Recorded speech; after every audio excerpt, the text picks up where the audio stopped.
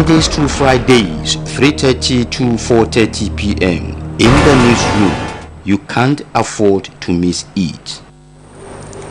Good afternoon and welcome to yet another edition of this program in the newsroom. My name is Abiodun Olalere. The Independent National Electoral Commission, INEC, is to write the Inspector General of Police to investigate and prosecute the Adamawa State Resident Electoral Commissioner, Barrister Udu Judusa Ari. Washington-based World Bank said Nigeria spent 96.3% of its 2022 revenue on debt servicing, which shows how the fiscal deficit has worsened the nation's public debt stock. And lastly, health workers have insisted that they will continue to move abroad until the nation decided to treat them fairly. These are the issues we are taking a look at on today's edition of this program. In the newsroom, you are welcome once again. And the team is set as usual. I have with me Smollett Adetoishi Shitwalabu in the newsroom. You are welcome. Thank you very, very much. Land Fathers, you are also welcome. Thank you for having me. Glad to be here. Now, the Lamuma, that is the latest. INEC is to write IGP to investigate and possibly prosecute the wreck. It's a good step. It's a good step. He is their staff, and so this issue is no longer an administrative. They must have known one or two things. He must have written. They must have requested him to write to them. He must have done. The lawyers in INEC would have looked at his submissions before they came to this. I see INEC wanting and wishing to wash its hands very clean, and I appreciate it. What that man did was irresponsible, and I'm told he's a lawyer, and he was daring the entire nation, because the nation was looking up to that election. And unfortunately too, he's making the case of the woman who was almost becoming the first elected governor. He's making it, people sympathy for the process and the system will switch, or is likely to shift from that woman onto the system, and protecting the system is more important than somebody winning and making history. So I think I appreciate INEC for that. They must play the role of Pontius Pilate, wash his hands clean, and then let us see. Let's see. I appreciate them, but even though I have a soft spot for a woman getting there, I think they have bungled the whole thing, and it's going to be very difficult. Credibility won't come in again if at all she is declared the winner.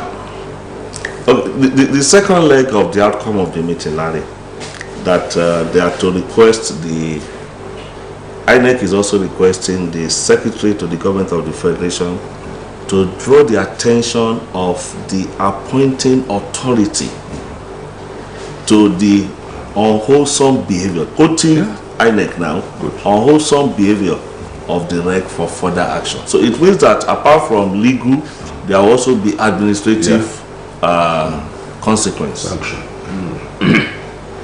Yes, I believe to a large extent, probably INEC in house cleaning had discovered more than the usual announcing a result, that his hands probably were not very clean. You know, because going to the extent of beyond calling the police to investigate, they still went to the administrative setting to make a formal report of him. By and large, it's the process that is circumvented that is majorly the process. It's not as if INEC can still not come around and say the woman won the election. Yeah. If at the end of the day they still did the collation of results and it tended towards that. But much as it wants to wash its hands clean that the process was bungled, I think that was the major reason why they decided to do that. However, that level, one begins to wonder what could have prompted the man to act the way he did. A lawyer acting in that manner. It's a bit shameful, and let's see what the administration is going to do about it. When the Boss Mustafa office of the federal government secretary comes around to do their own reporting, I know they will have a white paper and the rest of it. That might take time, but then the INEC had done the needful.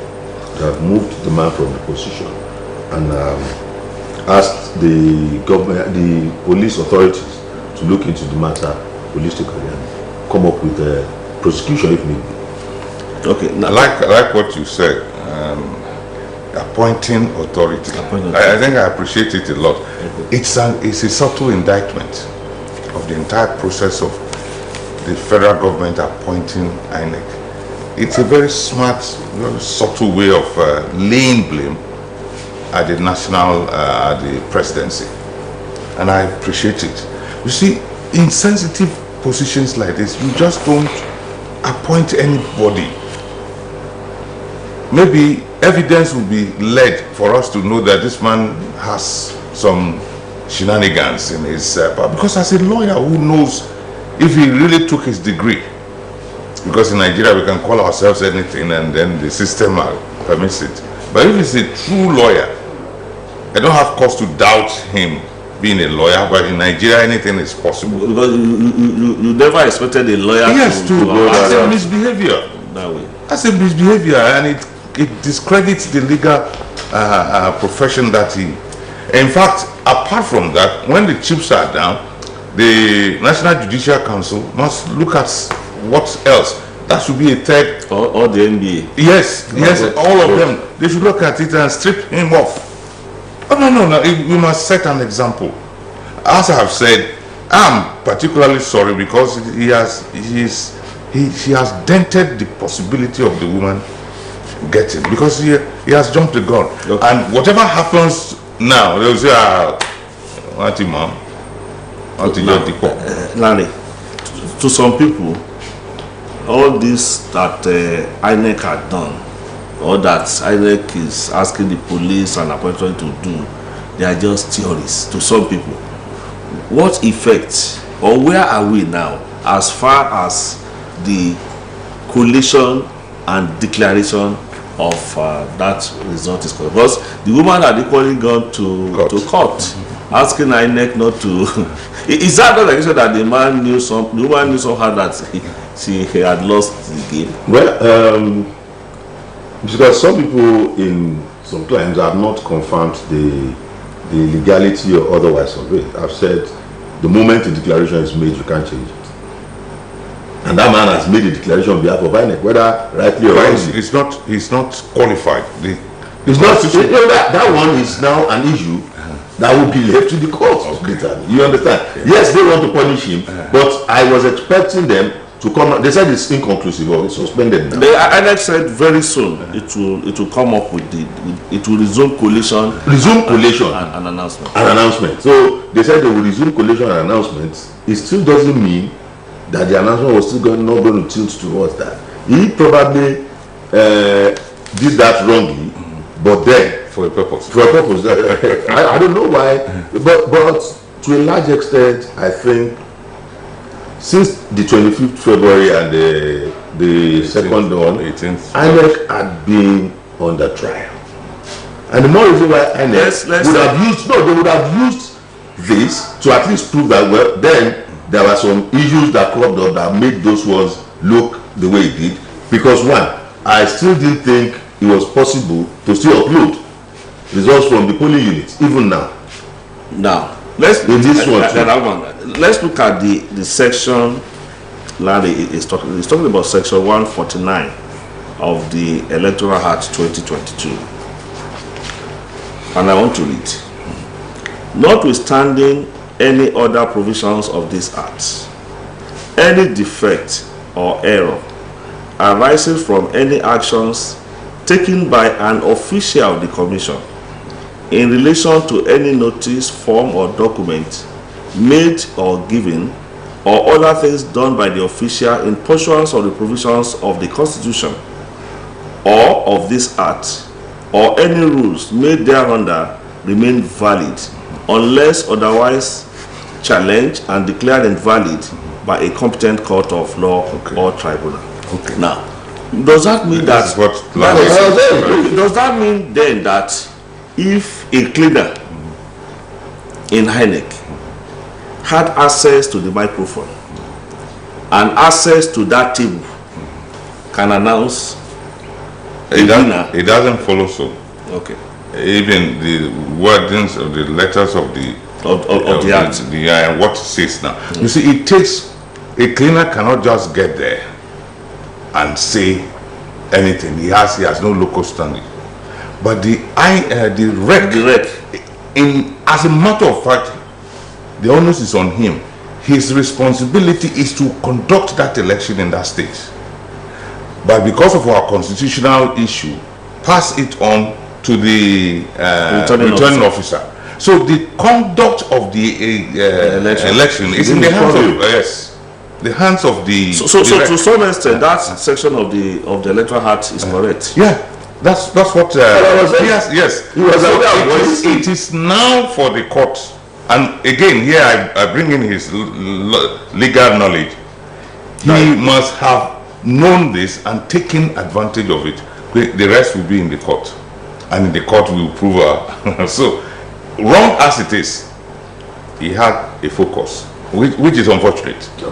And we report also indicated that the woman, apart from going to court, members of our party are already celebrating. Yes, a declaration. Why members of the PDP are protesting? Yes, it's you see, politics and election. It's a key to a door that leads to power. Whoever ends up, no matter how you end up, get the key. It is the key that opens the door.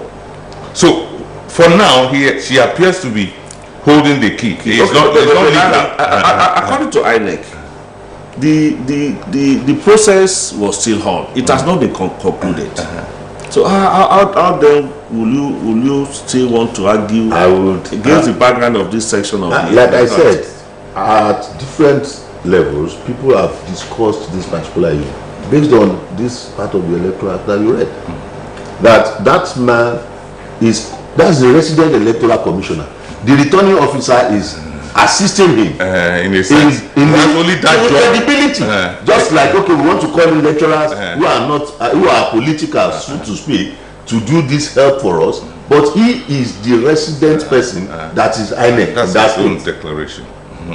And if you look at it, it was like, look, let me not miss this golden move. He made the announcement standing. It's like he made his announcement standing and he was walking away. It's like the man is the vice chancellor, while the chancellor is just the ceremonial.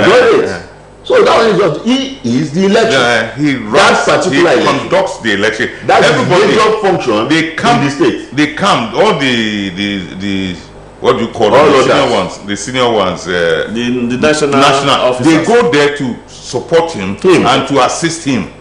He runs the election because the zonal whatever. And that is why I asked him. Maybe he has answered. I'm not sure I got it. The Abuja National is saying that the processes are still on. The election part of the processes. That's what I'm saying. Part of the processes is that INEC itself as an organization knows by making that pronouncement their hands are tied, and that's why they are recommending even to the secretary to the government who hires and fires to know that the person they gave them to serve in that respect has not done well. You remember they complained about the Sokoto rep, but they did not bungle his activities. They are saying people should still go to court. Do you understand? If you But your official man, they suspended him. He was not made to conduct the other elections. Other elections, yeah. But that was because of what he did in that election. But they did not overturn outright what happened. So what he did was not, you cannot equate it to this one. They did not make it public exactly. No. What he did, this one is outrageous. Everybody can see this. We saw this. This one is outrageous. Because we saw it. No, the other one in Sokoto is the normal way politicians and electoral. I want to agree with you because we did not see it. It's not overblown like this one. He did it under the court. This one was public. This one was. What did he do? What we were not told the details, but it was as a result of some infractions. Basic infractions that affected the results that came out of that election. And so it's not left to the court to still determine, but INEC itself knew. So for now, the outcome of that election is now shifted to the judiciary. That's how it's a combination of two things. At the end of the day, judiciary is the final, but they will have to depend on what the collation. Because if you are filing, I'm sure you listen to the announcement of the Lanel rec. He only announced the result of PDP candidates. We can listen to it again. He did not announce the result of the winner. Now, if APC and his candidate is going to court now, I mean, you must have a document to back that you have won. The tape. This tape. Yes. But it did not give the result. As we were saying, he was, and perhaps now that he's on suspension, so he was the man conducting the election. He was the man INEC had put all trust in and had brought in people from the headquarters and elsewhere to support him. He had misbehaved, but he is not the alpha and omega of the INEC. He has the process. The professor will have to come in, but the professor's own situation or evidence will be that I had not finished my job, because we were told that collation was still going on. Yes. As at the time. So the officer, the vice chancellor, whoever he is or was, the vice chancellor, he had not finished his own job. Then, and this man jumped the gun. And that is what I'm saying. What will she tender in court? Now, because we have also seen a rough sheet of paper with which the man. He was holding one. The man was holding one. Yes, before he made that announcement, he put it in his pocket. That was what one man was trying to pull off him. And it was pull out eventually. I saw it. Okay, maybe Richard, let's see if we can just hear the voice of. Let's listen to the announcement once again from beginning, please. Let's have the audio. This is not fair. You cannot call it not fair. No. You cannot. You see, based on no. You cannot. Based on the No. Okay, so all the APC support the highest vote. No. No.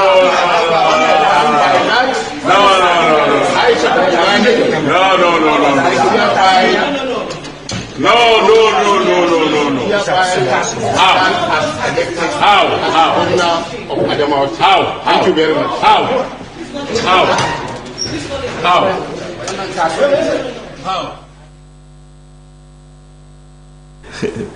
It's dramatic. Now, let's be straight about one thing. Okay. And part of that is, yes, the election was supposed to be that way. But if indeed the technology INEC wanted to use, by way of what he told us, that election is possible for the REC to have the full results. Because it's supposed to be on IREF, one, but the collation officer is still going to collect scripts. Yeah. But those things are supposed to have been snapped and placed on the IREF. But were they? But no, what I'm saying now is that The rep is the one that can tell us he has seen all of those on the IRF. Okay. Well, that is one. Yes.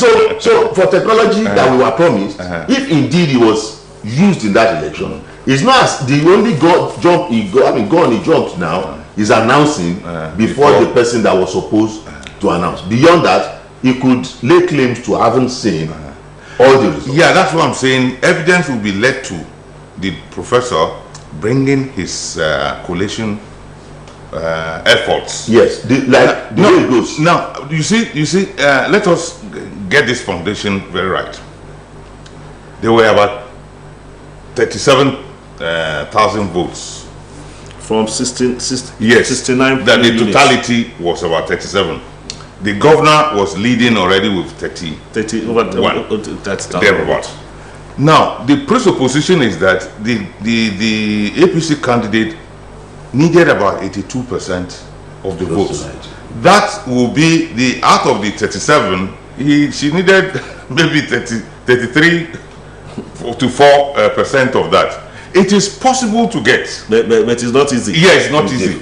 It is more possible when somebody like that Erie man is in charge, because right now we have seen that he had a bias. Erie man. So it is possible. Me, long before the election, I had sat down, because even though I don't come from that, I just wanted a situation in which a woman who can be said to have been elected a president. So I was also doing my computation for her. This woman, isn't it possible for her to go around, mobilize, and get some 33, 34 let's see. I want us to just try to. Yes, we are not lawyers. Yeah. But at least we can all see the facts. And yes, lawyers know how to play their games. We have no quarrel about that. What is going to be the paper, the document that the APC candidate intend to present before the court?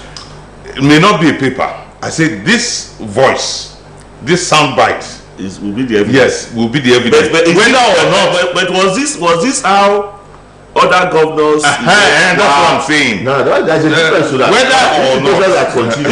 Yes. So the process continues. So the process of return. After the announcement. For now, the process and without certificate of return, a chief judge of the chief of that state will not swear in anybody that so pronounced. Yes, but the court will come to determine that. And within this short period, because after High Court there will be appeal. Yes. And after appeal, I'm sure there will be Supreme. But so long as she's not given certificate of return, she cannot lay claim officially. Yeah. Okay. Although she has done her acceptance. No, those ones were done beyond the. It is dramatic. Very. How can and how must Nigeria, 21st century? Mr. President is away outside Nigeria. Implication to the outside community, the international community. We also have international observers apart from, and these days of internet, so many people must have seen this. That is why far away Australia, not to talk of people are really sorry that we are passing through all this. Oh, good. And for instance, this cannot be a good way of concluding the 2023 presidential general elections. Believe me, I think at some point in time, the INEC leadership should explain to Nigeria why they made us waste that humongous amount of money. We wasted too much money. On the technology, it's zero. It did not work for this election at all. No, the technology worked. It worked in certain parts. Let me tell you why. It was not zero. Because one, when it was Kadrida, you recall in 2011 that while Kadrida was deployed in some places, basically in the south, it was ignored up north, largely because youth corps then, you remember, had a lot of stories to tell those who survived it. So largely you begin to see, close to that election, some political parties were saying they don't want beavers because it's going to bungle a lot of things that characteristically was part of the electoral process, and all of a sudden we saw it not working again. The hope of a lot of people was hinged on technology. The political party that you were saying they did not want Beavers. They were not the electoral umpire. Oh, wow. They were not. Like, the electoral umpire had planned it, so take it or leave it. I'm not saying they didn't have challenges, but you don't just 2-3 months before election begin to tell us you don't want this. What then do you want? The man says he's going for beavers, and he had proved the supposed effectiveness of beavers here and there. You will be an odd man out when you kept on saying. And they took part in the election. Yes. So that must that could have been a political. And they expressed doubt. They did not only take part, they won. They won. So what's the point? To have expressed doubts about now you said something that by writing to the secretary to the government of the federation, yes, they themselves are trying to say, look, you must reassess how you appoint people. Yeah. Now, there must be another process we probably will look at for employing people into that place. Is it supposed to be independent? Is it not a Nigerian problem? It is a major problem that can be worked around. Just the way I asked on this program yesterday, every individual has a price. Yeah. Larry, if somebody should give you 500 million naira, we are talking about, some people are talking about or alleging, let me put it that way, 2 billion naira in this instance. If you are given 500 million, won't you also do certain things that you ought to? Oh no, don't say won't you, say can't you. Because won't you have assumed that he will do it. I assume he will do it. Honestly, whoever does that should be shot. And that's the position I've always spoken about. Because you can't have a good Nigeria if you continue thinking. You may not do it the way Barrister Ari has done his own, but you see it in a civilized way. Which they do, many of them do. It is not as if others have not done anything. You understand? But you must show credibility in what you are doing. This one did not. It's not credible at all. That's why I'm sorry that it is going to affect the credibility ratings of the entire process, and that woman may in the end lose out, because if he had waited for us to have the collation, but the collation was still on. And she's a member of the National Assembly, so she should understand the process. Well, we can't go more than that on this issue. Let's move to the second topic now. The World Bank is saying we are spending, or that we spent over 96% of our 2022 revenue to service debt. Jalawan, which type of economics is that? I know you don't study economics, but you understand the basic. If everything is going to service debt. Number one, this is a fact that cannot be contravened, because the World Bank, IMF, these are the what do they call them? Bretton Woods institutions.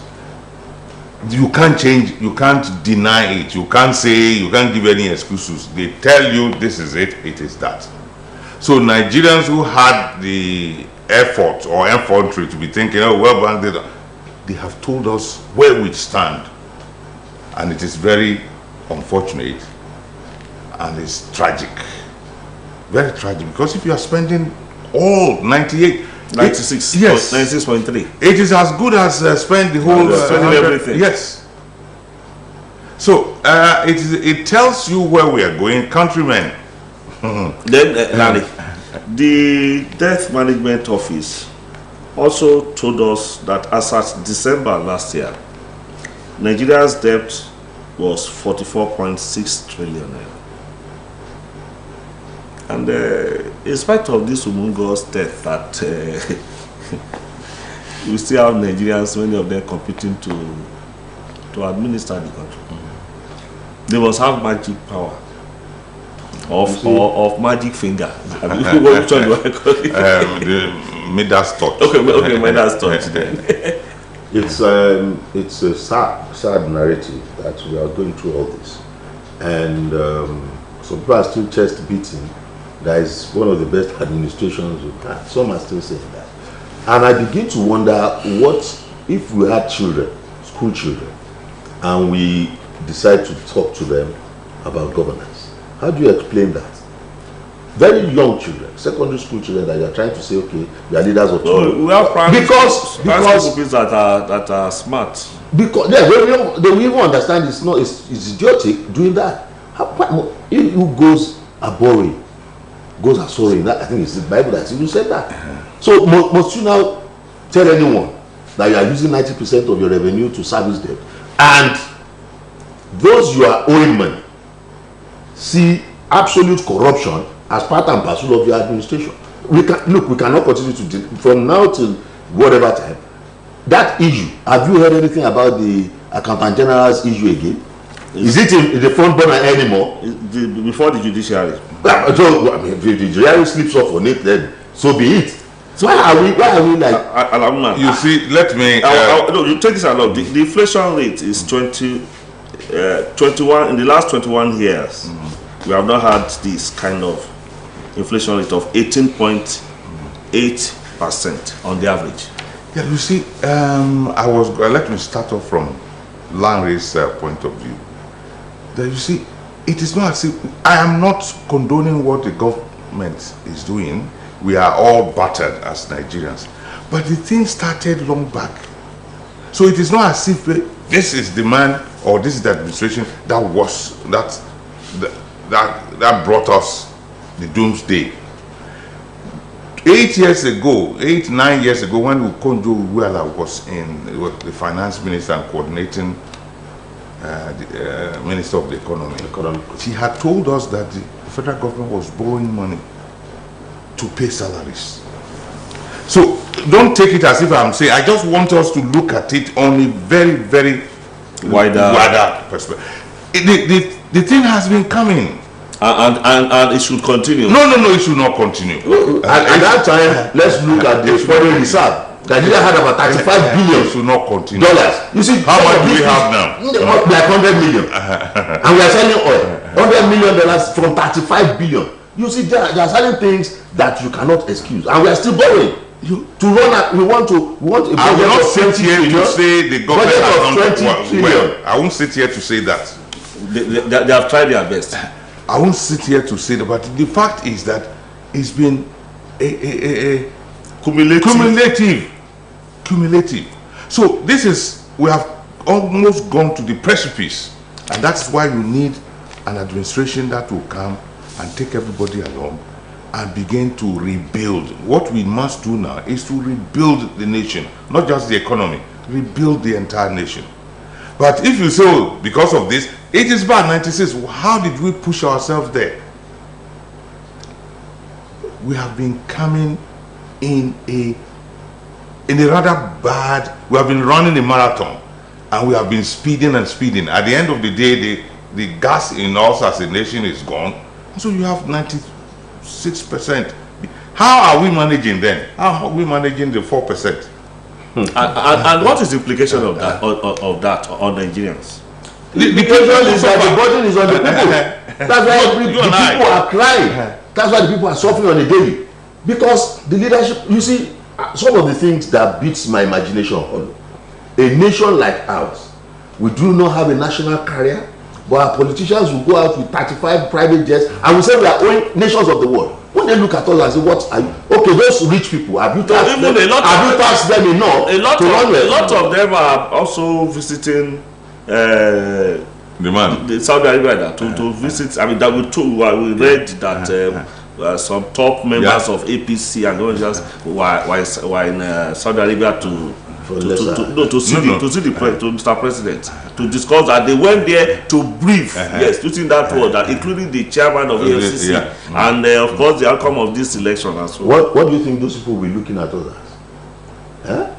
It's unfortunate. But if we don't continue to hammer this, they will think it runs well with us, and so we have accepted it. I don't know how long the president will remain in Saudi Arabia. But we are gradually, with what I saw on national television. Okay, continue. We are going back to the era of 12 years back when a dying president, people will still carry files, resources and files and go for him to treat wherever he was in Germany and what are very regrettable. Now, let's look at Nigeria foreign exchange reserves. According to the Central Bank of Nigeria, I want to quote now: foreign exchange reserves in Nigeria decreased to $35,570 million.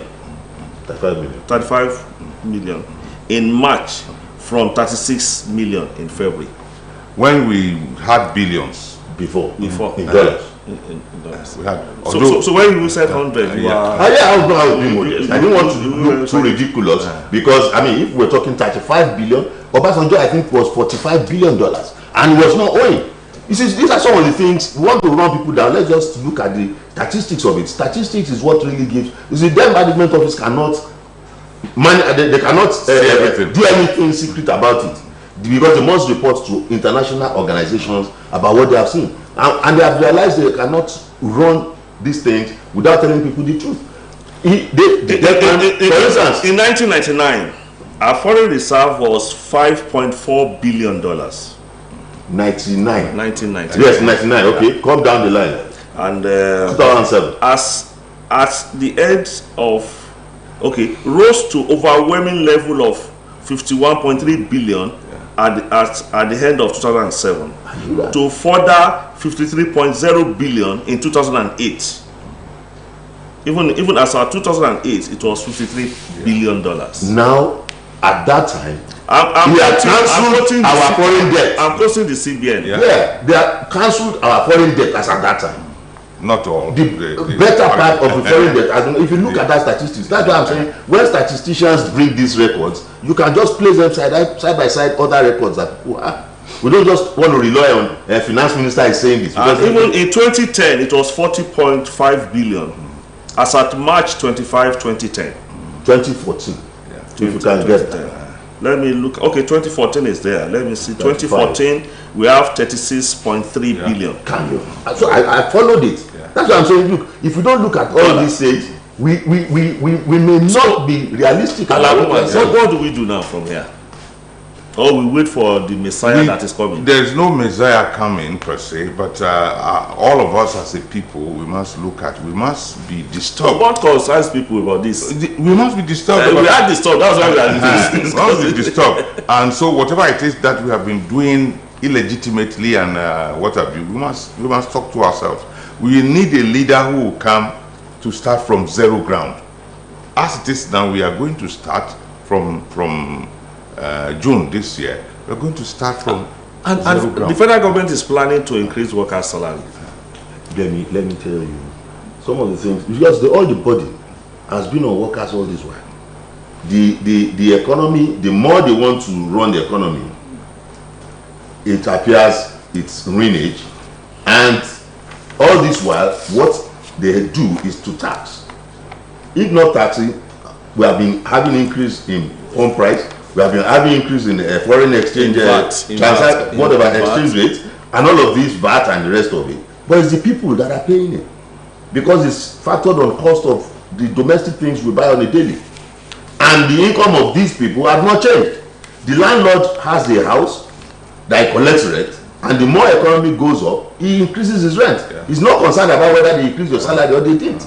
And the government has not brought up a rent control tribunal or something that can pushing the effect and say, no, you can't just go high like that. So all the burdens are on the people. You see, that's why we said, look, if we just start looking at just figures. One, that's why people said the cost of a real transportation from Lagos to Abeokuta is costlier than if you just join the bus and moved. Far. Also, I mean, because the cost of some of our projects are humongous, and they have to factor it into what they call revenue on it. So it's the people we are overtaxed. Okay, this death and servicing has also pushed further millions of Nigerians into the poverty circle. Yes. What is 4%? Running an administration on 4% of our revenue. Many will suffer it. But I want to ask this question, and I have my reason. All the monies deliberately, and all of them are revenues. Everything is coming. So everything is. We are taking 96 away from everything. Yeah. This is what I find it difficult that our economic team or the Ministry of Finance that handles fiscal monetary issues cannot go into renegotiating of the servicing. You have to find a way of. This is incredible. Judging from what Larry said, the way we are spending, they don't say that we spend about that's why 700 billion naira on this election. That if you say you want the election, the West will always they would see your spending on election as something bad. How much of money has West given us? They don't support us. According China has ruled us out of according to a report, INEC spends an average of 3,000 naira on each voter during the last election. 3,000. Yes, for the printing and the ones that people, and for the millions of people who never showed up. That was the estimation. Yeah. So they had though if 3,000 naira is converted to dollar, we know it's not so significant. It's all. We just have to sit up as a nation. We have to sit up because of all is not well with us. From the leadership to the followers. A lot of things must change, and we must start by talking about them harshly. It's not because one party does not like, but we are in a bad state. If we don't start talking about it, a lot of people will not know. They'll just say, we are borrowing. What do we have to even pay what we are borrowing? We are borrowing to pay debt. But we are saying, saying what the borrowed funds were. No matter the cost. But at least we have seen certain things. Yes, but the point is cost-benefit analysis. You look at what you have done. That's another leg. But we must start.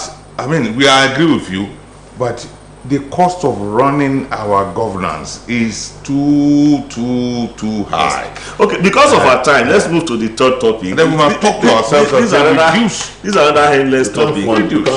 Now, we are aware of the red alert by the WHO and the bill now before the House of Representatives, being sponsored by a member from Lagos State, and the medical doctors or health workers, let me put it that way, are now reacting. They say they will continue to leave the country until they are fairly treated. Alamwan, they are not fairly treated. If yes, are they the only one? Well, you fight for yourself, either as an individual or as a group. The average Medicare health workers cannot be equated with, say, a teacher, a journalist, in terms of the sophistication with which he must work. You can stand in the classroom and still teach here and there. We are not saying you must not be. It's not important. But how do you test the inner parts of the human being? You need equipment, and they are very costly.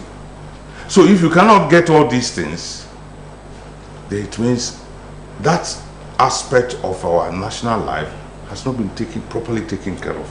And leaving the country, is that the solution? No, that's for the individual. Because he comes, he cannot even get job.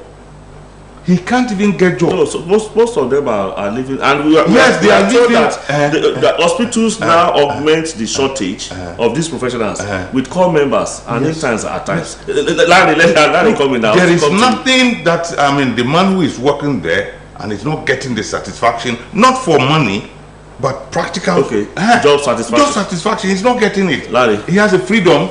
A man is born with free will. He must go. Now, I said somewhere, we are looking at it from one angle. The beginning of a career in the medical line as a medical doctor or a dentist Nurse. Starts with your MBBS. That's just the beginning. You must do your reg exam, be senior reg, before you can be a consultant. That's a career progression they must have. But all those who are supposed to put them through this are gone. They don't have lecturers to train them to postgraduate level in the medical line. Do they want to now sit down and be watching themselves? So a lot of things, equipment and all. There was an operation of prostate in Lagos, Reddington Hospital. Yes, the man can afford it and he chose to do it in Nigeria.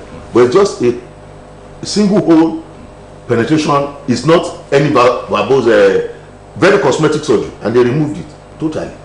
Within hours, the man is going home. You understand? But that person, the medical doctor that came from abroad, a Nigerian, had all the equipment and came home to do this. So that experience, we have had it if we have stayed in the universities here where they don't have anything to upgrade what they are doing. And the science will not leave you. It moves up. If you stay on a spot, it has left you where you are. And by the time you meet your colleagues that you finish from IFE, from doing like at the same time, you'll be wondering, are we in the same profession? I think I read the story of one person that sent about $1 million to UCH. He finished from there. How many of his colleagues who were there together as consultant surgeons at the UCH can look him in the eye and say we are colleagues? Do you get? So some of these things, yes. So some of these things are there to propel people to want to live. Our leaders are going there for treatment. There's no place like home. Wait a minute. What have you done to your home? Our leaders find it convenient to go to India. Those who are referring to, that's a different case. That you go there on visitation for Fine. a purpose, but for you to relocate medical doctors, they cannot improve professionally. They don't live. No facilities there. They also face some challenges there. Segregation is there. Whatever it is, segregation when there is money in your pocket. They are minor. Segregation when there is money in your pocket. Segregation when that system needs you. I know of one doctor, Yoruba guy, that performed a surgery on a fetus. He removed the pregnancy, did operation and returned the pregnancy. A Nigerian doctor, finished from Ibadan also. You see, all of these things, all because he left the terrains of the shores of Nigeria to get more knowledge. And got seriously knowledge impacted upon him because he had gone outside. Let's look at how the hospitals are tackling this shortage using core members. For the core members, it's a challenge. It's a challenge for them to interns too. Yeah, but you see, at the end of the day, there's nothing a core member can do that a registrar or a consultant who has left, you can't compare the two of them. It's just like comparing apples with oranges. The experience is not there. When he meets challenges, who does he refer to? And what is the implication? The collateral damage. A lot of people must have died because he is learning on the job. You see, you can pick an engine of a car and try an error, and if the engine knocks, no problem. But if a human being's engine knocks, that's the end of life. But he must have made some mistakes before he will now say, I would have done it this way. And how do you now continue that way? Way out. The way out, as I said a little bit earlier now, for us to accept the fact that we have gone about Nigeria very wrongly, and we must start to begin to... It will take time, but we will get there. We must begin... What should we do now? Commitment. But first and foremost... We should treat them fairly, quoting them now. Oh, yeah, you mean these people? The health workers. Oh, yes. By means of they are not being treated fairly, it's not financial. They are not being given equipment to work with. So we must get. We are there already, or we are here already. What should we do? Like let me quote Chief Obafemi, that our political leadership should run away from promptings of instinct and move away from the tyranny of the flesh. These are two major issues. One, we all know what is right to be done. But for our own instincts that look, there must be that, segregation of, well, okay, some are more equal than others, because if not, if there is a rule that says you must go to public hospitals, your children must attend public university, so it means when ASU was on strike for 8 months, your own children will also be at home. Unless you don't want to hold public office again. These are some of the things that can drive that kind of change that we need. It has happened before. Would that not contradict our... No. You know what? I said...